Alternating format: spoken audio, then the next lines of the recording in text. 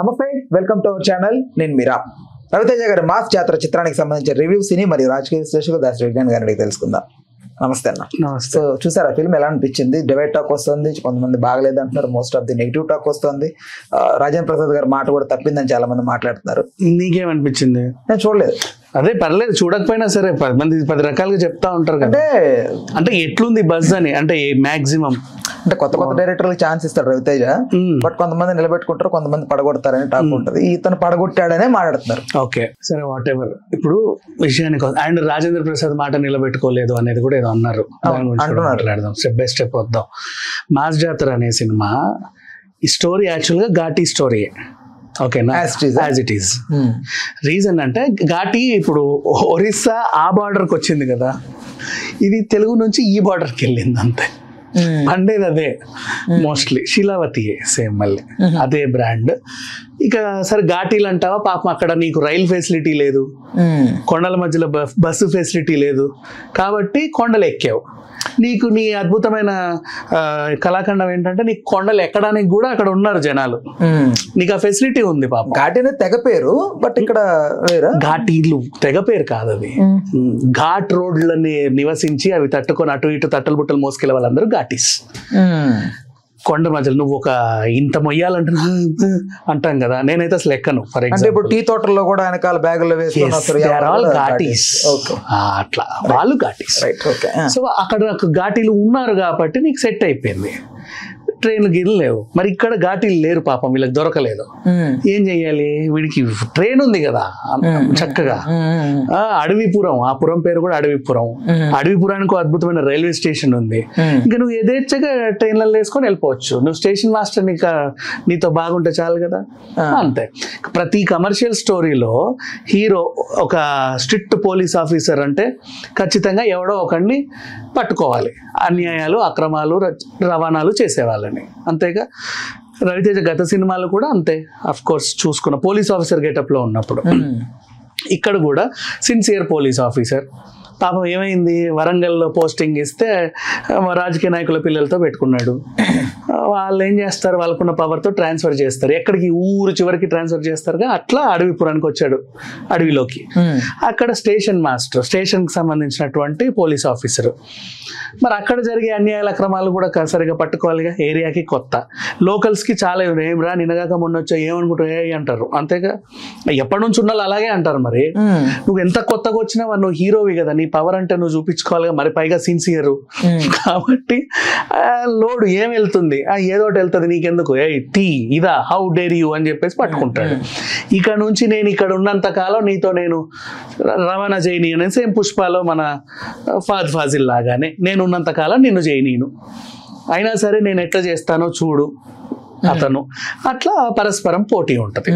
So ఇప్పుడు ఏమైందంటే ఈయనకి ట్రాన్స్ఫర్ అయ్యి అడవిపురంలో పడ్డ తర్వాత అక్కడ నవీన్ చంద్ర శివుడు బాగా శాసిస్తాడు. అక్కడ పెద్ద ఆయన అనుకున్న బిజినెస్ ఏంటి, ఏదో అక్రమ బిజినెస్ ఉంటుంది, సక్రమంగా అయితే ఉండవు ఇట్లాంటి వాళ్ళకి, అది తెలిసిన విషయమే.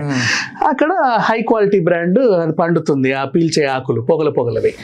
దాంట్లో ఇంకా ప్రీమియం క్వాలిటీ. వీడు దాన్ని తీసుకెళ్ళి ఎట్లా చక్కగా ట్రైన్ ఉంది కాబట్టి వాడికింత వీడికింత ఇచ్చి కోల్కతాకి తీసుకొస్తాడు. ఇప్పుడు రవితేజ ఏం చేయాలి, ఖచ్చితంగా అడ్డుకోవాలి.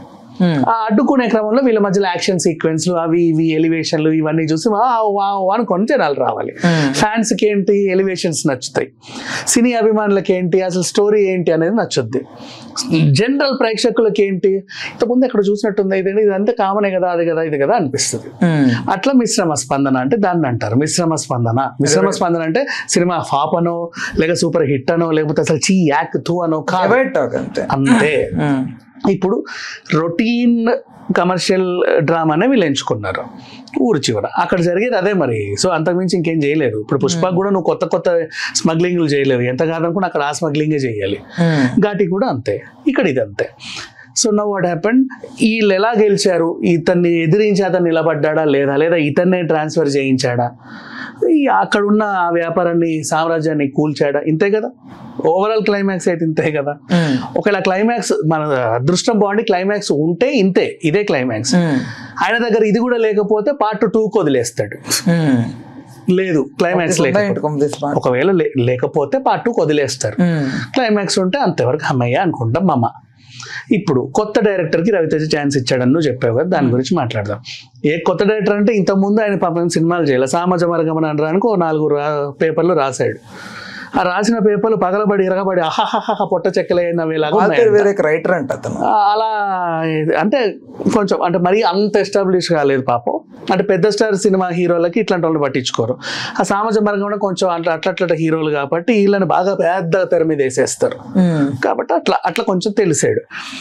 అదే నవ్వుకుంటూ రవితేజ్ దగ్గరికి వెళ్తే ఆయన కూడా నవ్వుకుంటూ ఓకే చేసాడు, ఇదేదో బాగుంది, ఓకే డన్ అని హ్యాపీగా నిర్మాతను ఎత్తుక్కున్నాడు, అన్ని సెట్ చేసుకున్నాడు. ఇదే స్టోరీ, సేమ్ స్టోరీయే, రెగ్యులర్ కమర్షియల్ డ్రామానే. కొన్ని వందల సినిమాల్లో చూసుంటావు ఇలాంటివి ఫార్ములాస్. ఇక్కడ కూడా అదే జరిగింది. కాకపోతే ట్రీట్మెంట్ సినిమా కథలన్నీ ఒకలానే ఉంటాయి. హీరో ప్రేమించుకుంటారు, పెద్దలు ఒప్పుకోరు, పారిపోతారు, అక్కడ వీళ్ళు నిలబడతారా లేదా చూద్దాం అనే సినిమాలు కూడా కొన్ని వందలు వచ్చాయి. హారర్ సినిమాలు కూడా అంతే కదా, మనం చాలాసార్లు మాట్లాడుకున్నాం. ట్రీట్మెంట్ విధానంలో కొంచెం కొత్తదనం ఉంటే ఇట్ విల్ వర్కౌట్ అంతే. అలా చూసుకున్నప్పుడు వీళ్ళకి ఏమనిపించింది, కొంచెం ఈ స్టేషన్ బ్యాక్గ్రౌండ్, కొంచెం రెట్రో థీమ్ అవి ఇవి అన్ని కలుపుకొని దీన్ని ఏదో రకంగా తీశారు. రవితేజ ఫ్యాన్స్ కి రవితేజను ఎలా చూపించాడో అలా చూపించాడు, కొత్తగా చూపించాడు. ఇంట్రొడక్షన్ చాలా కొత్తగా ఉంటుంది, మీరు కావాలంటే ట్రై చేయండి. It's very decent and simple, high range introduction. Raviteja fans whistle చేస్తారు. నెక్స్ట్ సినీ అభిమానులు వీళ్ళు కూడా విజిల్ చేస్తారు. కామన్ ప్రేక్షకులు కూడా అరే బలి తెచ్చి చూపించాడే అనుకుంటారు.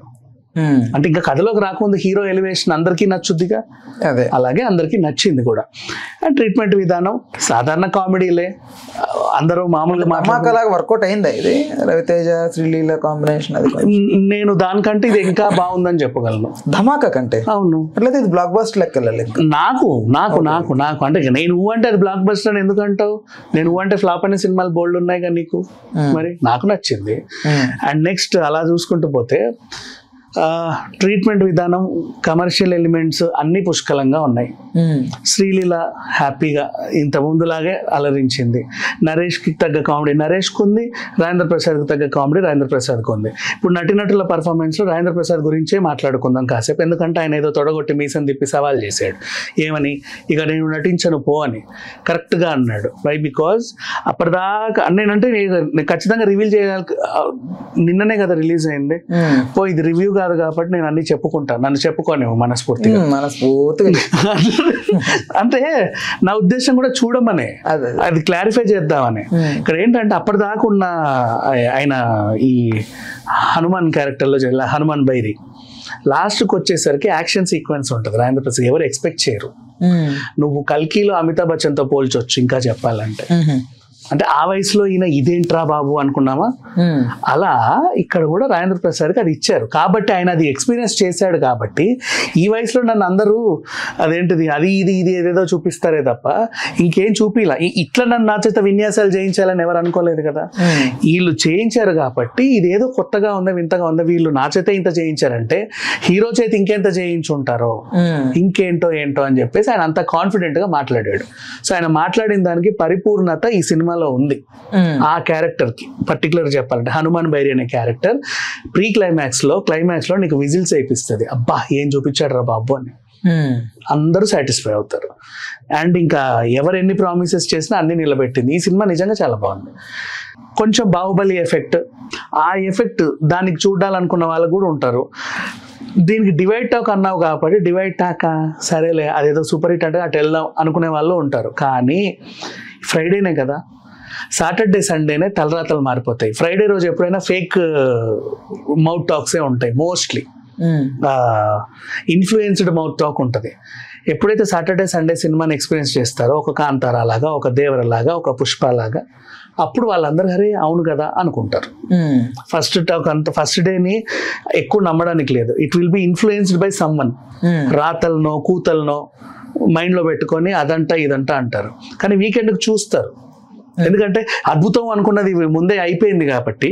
ప్రీమియర్స్ అవి చూసినప్పుడు ఇదేందో కూడా చూద్దామనే వాళ్ళు వెళ్తారు కదా, అప్పుడు వాళ్ళు ఓన్ చేసుకొని ఆ మౌత్ పబ్లిసిటీ ద్వారా మళ్ళీ ఇది లేస్తుంది. మాస్ జాతర నిజంగా మాస్కి ఒక జాతర.